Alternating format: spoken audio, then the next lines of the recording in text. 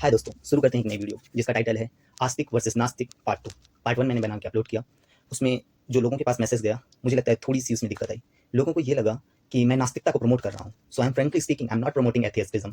मैं नहीं प्रमोट कर रहा हूँ नास्तिकता को। मेरा ये वीडियो बनाने का बस इतना सा मकसद है कि आप ये समझो कि एक नास्तिक और एक आस्तिक में फ़र्क क्या है। नास्तिक भगवान, ईश्वर, अल्लाह को साफ तौर पे इनकार करता है। नास्तिक नहीं मानता है किसी भी भगवान, परमात्मा, किसी भी ईश्वर में वो भरोसा नहीं रखता है। और जब एक नास्तिक ये कहता है कि मैं किसी अल्लाह, किसी भगवान, किसी परमात्मा में विश्वास नहीं रखता हूँ, तो साथ ही साथ इनडायरेक्टली वो ये भी कहता है कि मैं नहीं मानता हूँ कि मरने के बाद भी कुछ बाकी रह जाता है।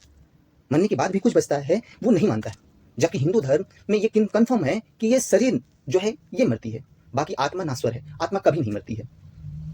दूसरी चीज़, जबकि इस्लाम धर्म में भी कि मरने के बाद भी कुछ बाकी रह जाता है।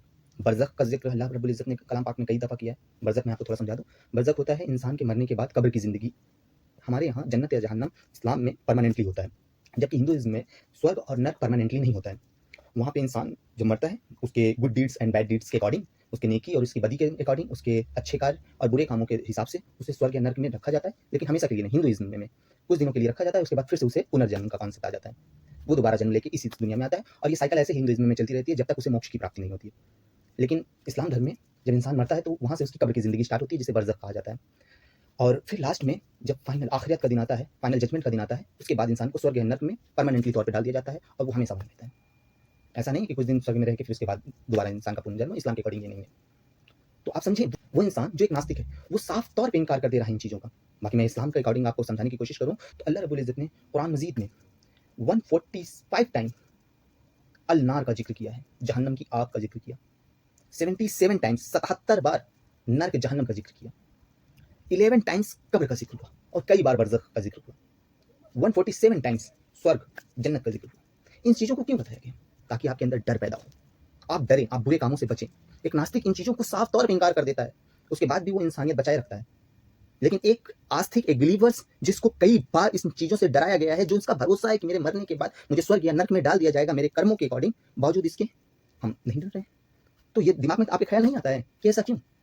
तो मुझे इसका जो हल मिला वो ऐसा मिला कि हमें लगने लगता है ये हमारा धर्म हमें नहीं कह रहा है, लेकिन हम खुद से अपने अंदर एक बिलीफ सिस्टम बना लेते हैं कि जो सेम बिलीव ऑफ थॉट का बंदा होगा उसके साथ अगर हम गलत करेंगे तो नाम है बदी में काउंट होगा, वो हमारे पाप में गिना जाएगा। बाकी तो सामने वाला पहले ही जहन्नमी है, उसे हमारा परमात्मा, हमारा ईश्वर, हमारा भगवान, हमारा अल्लाह उसे तो नरक में, जहन्नम में डालेगा ही। तो उसके साथ मैं बुरा कर दे रहा हूँ तो कोई गलत नहीं है।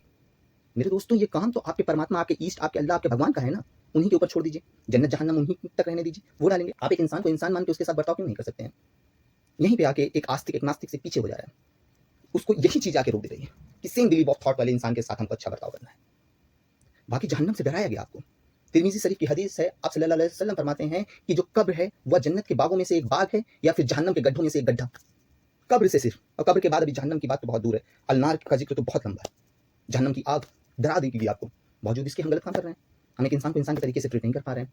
क्यों? क्योंकि वो सेम बिलीव ऑफ थॉट का बंदा नहीं है। चलिए ठीक है, अब इसके बाद हम अपने वीडियो के मेन टॉपिक पे आते हैं। यहाँ से शुरू होता है एलिगेशन राउंड। एलिगेशन जो सबसे बड़ा एक नास्तिक, एक एथिस्ट जो हम बिलीवर्स के ऊपर लगाता है, हम आस्तिक के ऊपर जो लगाता है, वो ये कि हर एक धर्म में ये कॉन्सेप्ट है कि without God permission nothing do in the real world, कि बिना अल्लाह, बिना भगवान की परमिशन के एक पत्ता भी नहीं हिल सकता है। यहीं से वो अपना एक कॉन्सेप्ट बनाता है, एक सवाल बनाता है और हमारे ऊपर फायर करता है कि क्या 8 साल की आसिफा का रेप अल्लाह की मर्जी से हो रहा है? नाउज़ुबिल्लाह नहीं। अब यहाँ इन सवालों का जवाब देना बहुत ज़रूरी है। वो कहते हैं कि दुनिया में जो बुरे काम हो रहे हैं, क्या ये भी अल्लाह की मर्जी से हो रहे हैं? अगर हम इस बात को पहले ही क्लियर कर दें कि हाँ, ये बात एकदम सही है कुरान के अकॉर्डिंग कि दुनिया में जो होता है वो अल्लाह की इजाज़त से होता है। हाँ, आपको इजाज़त है, आप जो भी चाहें वो कर सकते हैं। आपको 2 रास्ते दिखा दिए गए हैं, आप अच्छे रास्ते पे जाना चाहें अच्छे रास्ते पे, बुरे रास्ते पे जाना चाहें बुरे रास्ते पे। हम इसको आपको फाइनल जजमेंट वाले दिन आपसे हम इन बातों के लिए मुलाकात करेंगे। यहाँ पे बात आती है फ्री विल की। हमें और आपको अल्लाह रब्बुल इज़्ज़त ने फ्री विल दे रखा है कि हम जो चाहें वो कर सकते हैं।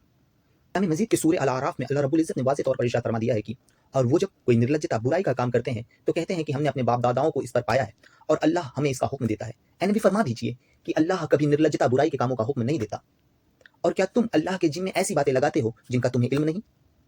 ये सूरह अल आराफ में अल्लाह रब्बुल इज़्ज़त ने साफ कर दिया कि कोई सी भी बुराई का हुक्म अल्लाह नहीं देता। ये आपका फ्री विल है, आप कर सकते हो, आपको इजाज़त है, आप करो, लेकिन आखिरत के दिन मैं छोड़ूंगा नहीं। अल्लाह साफ कहता है कि जो भी आप यहाँ करके जाओगे ये भुगतना पड़ेगा आपको।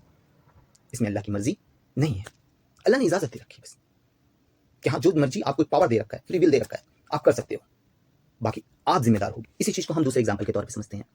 जब हम पॉल्यूशन फैलाते हैं, चारों तरफ गंदगी फैलाते हैं, जिससे क्लाइमेट चेंज होता है, और क्लाइमेट चेंज की वजह से सूखा पड़ता है, सुनामी आती है, तो लोग कह देते हैं ये अल्लाह की मर्जी है। नहीं दोस्तों, ये आपकी गलती है, आपने किया पॉल्यूशन, आपने फैलाई प्रदूषण, ये अल्लाह के जिम्मे ना लाइएगी। क्यों? इसका भी जवाब कलाम मजीद में मिलता है। कुरान मजीद के सूरह अर्रूम में अल्लाह रब्बुल इज़्ज़त ने साफ तौर पे ये कहा है कि खुश्की और तरी में बिगाड़ फैल गया उन कामों के कारण जो लोगों के हाथों ने किया है, ताकि अल्लाह उन्हें उनके कुछ कर्मों का मजा चखा सके, ताकि वो अपनी गलतियों से बाज आ जाएं। ये आपकी गलतियों का नतीजा है कि क्लाइमेट चेंज हुआ और सुनामी और सूखा आया। ये आपकी गलतियों का नतीजा है। रूल ऑफ नेचर एग्जिस्ट करता है, आप कुछ करेंगे उसका इंपैक्ट पड़ेगा। और जैसे ही आप ये बात बोलते हैं कि रूल ऑफ नेचर एग्जिस्ट करता है, एक नास्तिक का तुरंत ही दूसरा क्वेश्चन फायर हो जाता है कि अगर रूल ऑफ नेचर एग्जिस्ट करता है तो फिर फरिश्तों का क्या काम? रूल ऑफ नेचर है, हमारा मानसून बनेगा, मानसून बनने के बाद बारिश हो जाएगी, फिर क्या जरूरत है इंद्रदेव की? यहाँ पे एक मुस्लिम फरिश्तों के एग्जिस्टेंस से इनकार नहीं करता है, एक बिलीवर्स फरिश्तों के एग्जिस्टेंस से इनकार नहीं करता है, क्योंकि अल्लाह रब्बुल इज़्ज़त सूरह अन-नाज़ियात में इरशाद फरमाते हैं कि फरिश्तों की कसम जो अल्लाह के कामों का प्रबंध करते हैं, फरिश्ते हैं और उन्हें उनका काम मुकर्रर कर दिया गया, उन्हें उनका काम दे दिया गया, अब वो अपने काम को कर रहे हैं, बहुत अच्छे तरीके से कर रहे हैं। तो यहाँ पे ये बात उनकी बहुत फैक्टफुल लगती है कि जब रूल ऑफ नेचर आप कहते हैं कि एग्जिस्ट करता है, इंसान जो करेगा उसके हिसाब से रूल ऑफ नेचर इंप्लीमेंट होगा, कि जैसे 100 डिग्री पे पानी बॉयल हो जाता है, 0 डिग्री पे पानी फ्रीज हो जाता है, जब रूल ऑफ नेचर काम कर रहा है तो फिर वो फरिश्ते क्या कर रहे हैं? तो आपको एक लॉजिकल एग्जांपल के साथ मैं इस बात को एक्सप्लेन करना चाहूँगा। आपने एक ड्राइवरलेस कार बनाई, आपने कोडिंग की और एक ड्राइवरलेस कार तैयार हो गई कि अगर सामने कोई ऑब्जेक्ट दिखेगा तो गाड़ी ब्रेक लेगी, उसे जो डायरेक्शन दे दिया जाएगा वो उस डायरेक्शन में चलेगी। लेकिन आपने जब कोडिंग कर दिया तो उसके बाद उस कोडिंग को इंप्लीमेंट करने के लिए आपको एक प्रोसेसर की नीड है। विदाउट प्रोसेसर आपका कोड काम नहीं करने वाला। तो वो कोड आपके रूल ऑफ नेचर की तरीके से कि चीज़ें बन गई है, नियम बन चुका है कि ऐसा होगा तो ऐसा हो जाएगा, लेकिन अब एक प्रोसेसर चाहिए और वो प्रोसेसर है फरिश्ते कि वो करवाएंगे वो चीज़। जब मानसून आपके कामों के कारण आपने पेड़ काटे, मानसून बनना बंद हो गया तो पानी बरसना बंद हो गया, आपने पेड़ लगाए, मानसून बनने लगा, बारिश होगी, आपने काम कर दिया, अब चीज़ें तय हो गई हैं कि ये होगा तो ये होगा, अब बारिश कराएंगे मीका अलैहिस्सलाम। ये बिलीवर्स का बिलीव है कि इंद्रदेव ही बारिश कराएंगे। I hope you understand what I means. अगर आप चाहते हैं कि इस पर और ज़्यादा डिबेट किया जाए और ज़्यादा डीप थिंकिंग किया जाए तो आप कमेंट करिए, और जो टॉपिक जो पॉइंट आपके दिमाग में आ रहा हो वो कमेंट में बताइए। अगर आप चाहते हैं ऐसी और ही वीडियो बनती रहे तो show some love and do like share and subscribe.